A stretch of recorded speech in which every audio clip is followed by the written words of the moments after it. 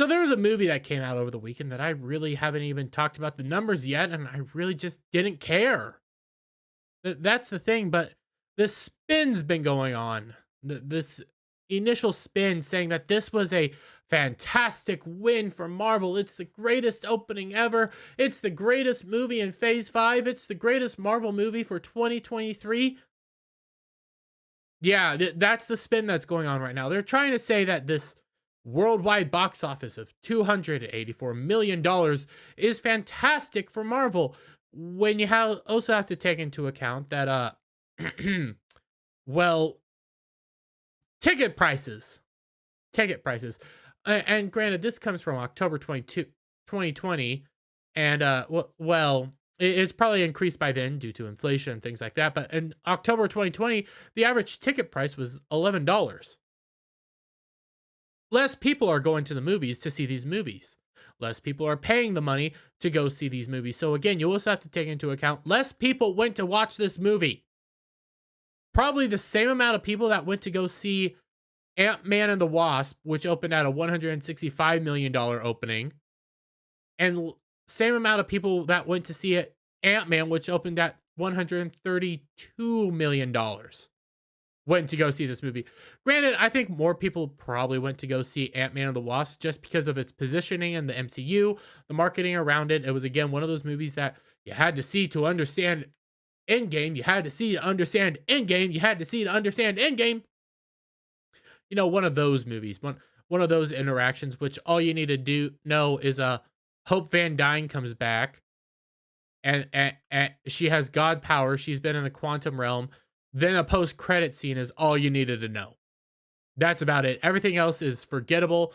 I barely remember that this movie even exists besides the post-credit scene. I don't even remember Ghost being a character.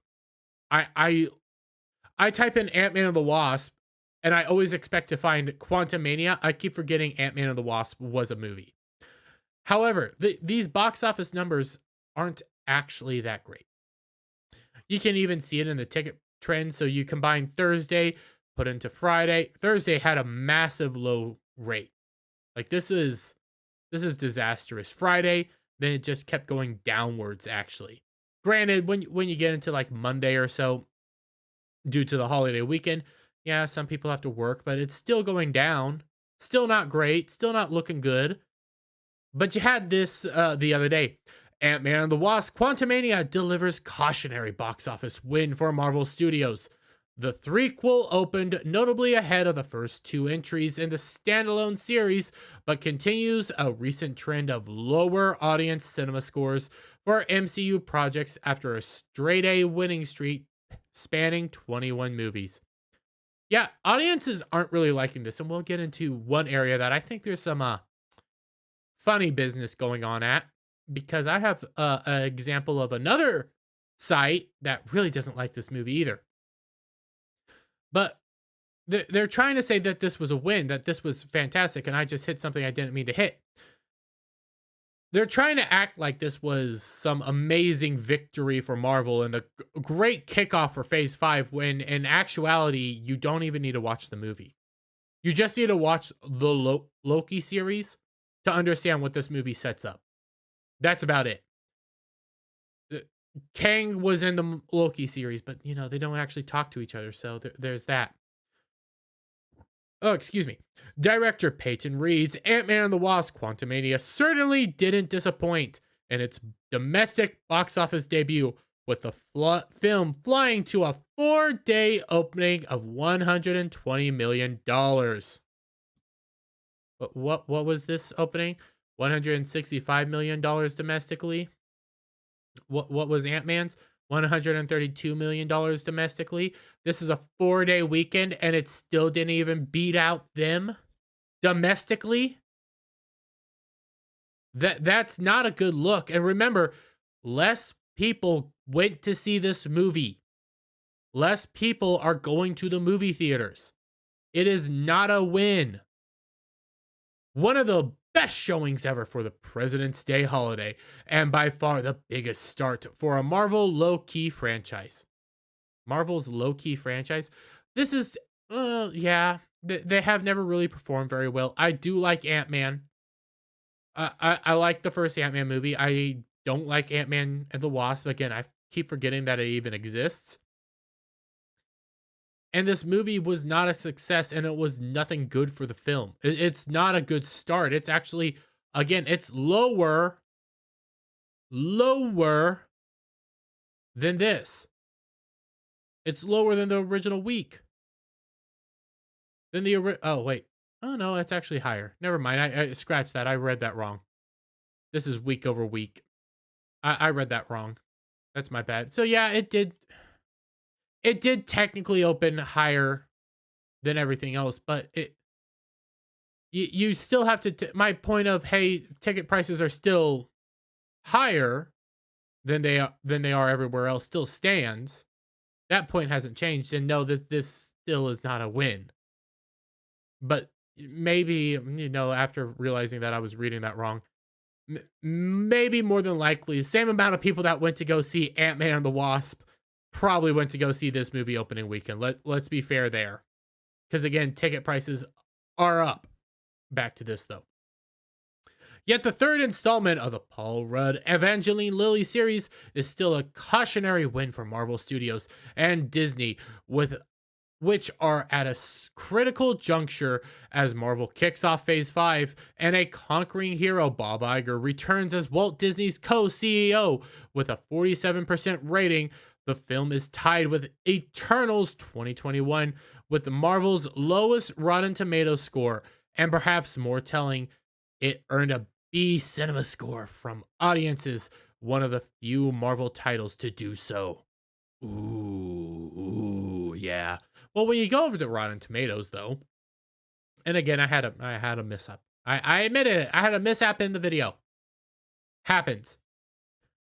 When you come over though to Rotten Tomatoes, yeah, the critics don't like this movie. It's still sitting at 48%.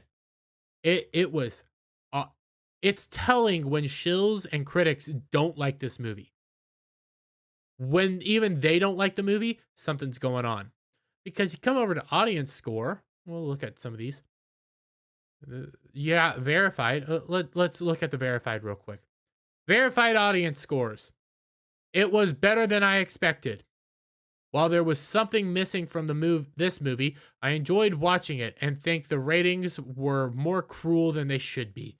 It's a solid 65-80%, depending on how critical they are.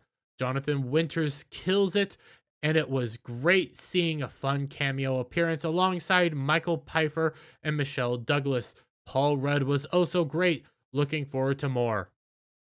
The movie connected everything we learned in Phase 4 of the MCU, and it made sense of everything. Not a bad movie or good. If you wonder if you should see this movie, it's a great question. Then why don't you go see? Shouldn't you say people should? I mean, you gave it a 3.5. Kang isn't a thrilling villain at all. The storyline wasn't half bad compared to Doctor Strange 2 and the sobbing mother storyline. It had a beautiful visuals, and I liked all the characters. However, it was slow moving at times, painful jokes with some landing and some not, and a storyline heading into the next phase of the MCU I find boring. So yes, it's worth seeing. Wait, what? What? That doesn't sound like it's worth seeing. Because this movie is the prequel to what will happen, but really it wasn't amazing and still not bad. How fence sitter can you be that end up saying go see it? Fun, well written, witty, great special effects. It was just entertaining. If you are going to watch for a 5-star movie, this isn't it. Very understandably so, but I'm convinced you're getting more positive review bombs. I'm convinced half these people don't really exist and they're just coming in to say, great movie, great movie, great movie.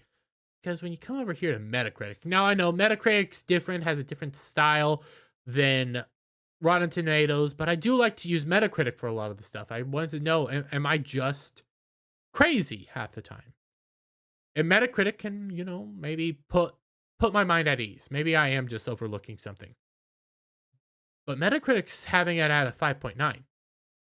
Audiences aren't liking it. Users aren't liking it. Ant-Man and the Wasp, Quantumania, Metacritic. Yeah, yeah.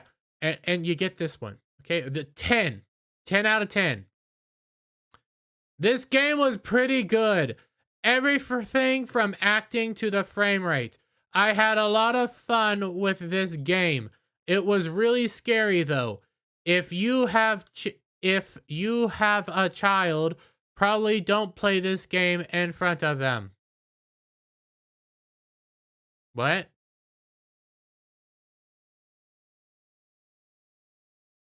What? Yeah, I'm convinced there's some finagling going on. I'm convinced there's some review bombs going out there for the positive side. And I get it. This is one review on Metacritic. But come on. This game was pretty good. Everything from the acting to the frame rate. I had a lot of fun with this game. Come on, there's something going on there. And this does affect your user score. So I'm not gonna question. Well, I'm not trying to think of my words here. I wouldn't doubt it if you're having similar things going on over here. If you have a similar 10 out of 10 and the sea of 10 out of 10s, let's be real. Well, the sea of positive reviews. It's an amazing movie with the franchise I promise you will enjoy. I love the movie and overall theme of helping others. Awesome character development with a Stinger and Kang. Stinger and Kang? With a Stinger and Kang? I read that wrong. I'm convinced you have more of these things going on than anything else. But hey, that's just my opinion. I could be wrong. That's all that is. But let me get your guys' thoughts down in the comments below. If you liked this video, give it a thumbs up. Share it out with your friends. Hit that subscribe button. Hit that notification bell for every time I put out a new video and go live. And I'll see you guys on the next one. Bye for now.